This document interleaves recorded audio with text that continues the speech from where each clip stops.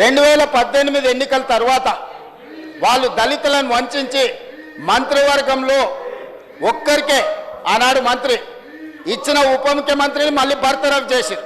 ఆ తర్వాత ఇంకొకరికి ఇచ్చిండ్రు. 2018 తర్వాత కూడా ఒక్కరికే అధ్యక్ష ఇచ్చింది కొప్పుల ఈశ్వర్ గారికి. దళితుల పట్ల వాళ్ళకు ఉన్న ప్రేమ ఎలాంటిదో వాళ్ళ మంత్రివర్గ కూర్పును చూస్తే మీకు అర్థమైంది అధ్యక్ష. అధ్యక్ష వాళ్ళు అట్లుంటే 2018లో మేము ఒక దళిత బిడ్డ బట్టి విక్రమార్క గారిని మిత్రుణ్ణి, అతని దళితుడనే కాదు అతని సమర్థవంతుడు, సెంట్రల్ యూనివర్సిటీలో చదువుకున్న వాళ్ళందరికంటే చదువులో విద్యలో జ్ఞానంలో నేర్పరి వాళ్ళందరికంటే ఆడున్నోళ్ళందరికంటే ఏ పరీక్ష అయినా పెట్టండి మా బట్టి విక్రమార్క గారు మొదటి స్థానంలో వస్తారు. అట్లాంటి చదువుకున్న ఒక దళిత బిడ్డను లక్ష్మీపల్లి అని ఒక చిన్న మారుమూల గ్రామం నుంచి ఈ స్థాయికి ఎదుగొచ్చిన బట్టి విక్రమార్క గారిని ప్రధాన ప్రతిపక్ష నాయకుడిగా చేసిన అధ్యక్ష కాంగ్రెస్ పార్టీ.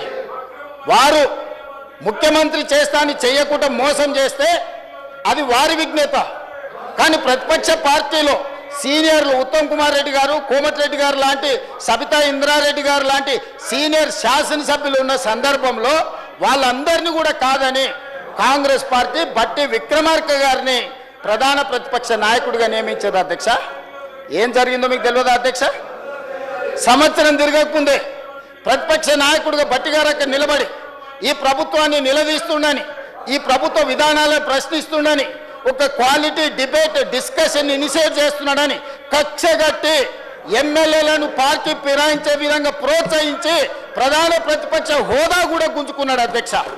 19 మంది ఎమ్మెల్యేలను 5 మంది ఎమ్మెల్యేలకు కుంచకపోయే విధంగా ఒక దళితుడు ప్రతిపక్ష నాయకుడు ఉంటే చూసి ఓర్వలేని దళితుల పట్ల తన వివక్ష తన కక్షను బట్టి గారిని తొలగించడం ద్వారా ఆయన పైశాచిక ఆనందాన్ని పొందిండు తప్ప ఏ రోజు కూడా దళితుల కోసం వాళ్ళు కనీసమైన ప్రేమ కాదు కదా, అభిమానం కాదు కదా, కనీసం మానవత్వం కూడా వాళ్ళు ప్రదర్శించలేదు అధ్యక్ష.